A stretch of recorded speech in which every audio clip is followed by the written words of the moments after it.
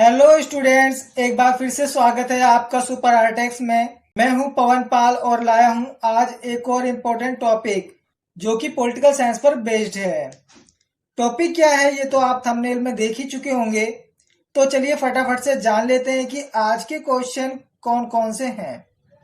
Students, आज हम दो क्वेश्चन कवर करेंगे।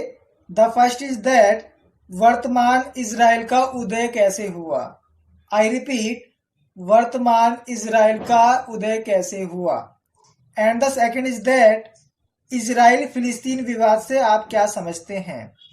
स्टूडेंट्स, सबसे पहले हम इजराइल की भौगोलिक स्थिति को जानते हैं कि कहाँ पड़ता है ये देश।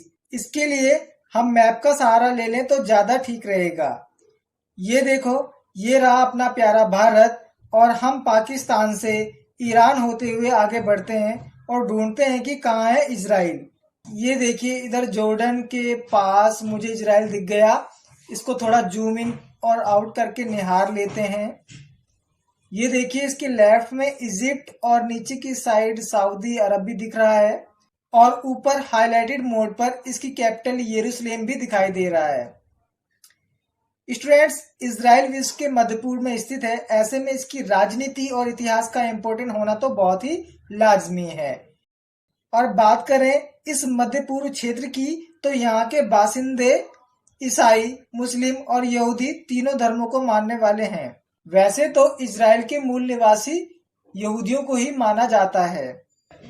स्टूडेंट्स, आज का यानी आधुनिक इजराइल की स्थापना 1948 में हुई, जिसकी राजधानी यरूशलेम है। यहाँ की भाषा इब्रानी यानी कि हिब्रू है। 7वीं सदी से पहले तक ये क्षेत्र बेंजेंटाइन साम्राज्य के अधीन था। इसके बाद इस्लामी सत्ता का यहाँ बोलबाला रहा और ये वही क्षेत्र है जहाँ पर ईसाई धर्मयुद्ध भी हुआ और यहाँ ओटोमन साम्राज्य का राज स्थापित हो गया।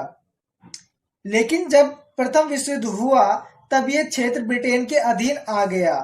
प्रथम विश्व युद्ध के समय यहाँ यहूदियों का आना शुरू हुआ और द्वितीय विश्व युद्ध में जर्मन नाजियों के सताए यहूदी लोगों का इस क्षेत्र में आना बहुत तेजी से बढ़ गया। इनकी तेजी से बढ़ती हुई जनसंख्या के कारण इस क्षेत्र में बसे अरब निवासियों के साथ इनका तनाव बढ़ गया। नतीजा ये निकला कि संयुक्त राष्ट्र ने 1948 में फिलिस्तीन को यहूदियों और अरब क्षेत्रों में बंटवारा कर दिया, जिसके बाद इजराइल का उदय हुआ। आज इजराइल विश्व में एकमात्र ऐसा देश है जहां 85% जनसंख्या यहूदी है। स्टूडेंट्स, अब चलते हैं दूसरे क्वेश्चन की ओर। क्वेश्चन है, इजराइल फिलिस्तीन विवाद से आप क्या समझते हैं। स्टूडेंट्स, इजराइल फिलिस्तीन विवाद लंबे समय से चला आ रहा है। अक्सर लोग इस विवाद को इस्लाम और यहूदी के धार्मिक युद्ध की नजर से देखते हैं, जबकि हकीकत कुछ और है। और हकीकत यह है कि अरब देश के निवासी विदेशी शासन से अपनी आजादी के लिए खड़े हुए थे और उन्होंने इजराइल क्षेत्र को अपना मानकर ब्रिटेन से आजादी के बाद वहां पर आधिकारिक दावा किया। वहीं दूसरी ओर यहूदी लोग जो जर्मन नाजियों और कई अन्य अत्याचारों के चलते इस क्षेत्र पर आ बसे और उस जगह पर अपना अधिकार जमाया, जिसके चलते ये क्षेत्र अरबियों और यहूदियों का संघर्ष क्षेत्र बन गया, जिसे अरब इजराइल संघर्ष कहा गया। और इस क्षेत्र पर अरबी इस्लामिक लोग और यहूदी इजराइल के लोग इन दोनों के बीच में लगातार संघर्ष होते रहे। इसी तरह 1967 यानी 1967 में इजराइल की अरब देशों के साथ एक बार फिर से जंग हुई, जिसमें इजराइल के लोगों ने फिलिस्तीन के 2 हिस्सों पर कब्जा जमा लिया, जिसे आप मैप में देख सकते हैं। एक है वेस्ट बैंक और दूसरी जगह है गाजा पट्टी। इसके बाद अरब के देशों ने ये मान लिया कि ये क्षेत्र इजराइल देश बन गया है, लेकिन छोटे मोटे विवाद हमेशा ही चलते रहे। इसी दौरान फिलिस्तीन ने अपना एक संगठन बनाया जिसको हमास कहा जाता है। हमास एक मिलिट्री संगठन है जो लगातार अपने अस्तित्व को कायम करने के लिए इजराइल से युद्ध करता रहा है और इसने मानो इजराइल को मिटा देने की शपथ ही ले रखी हो। स्टूडेंट्स, बात करते हैं इस क्षेत्र में शांति बहाल करने की कोशिश पर।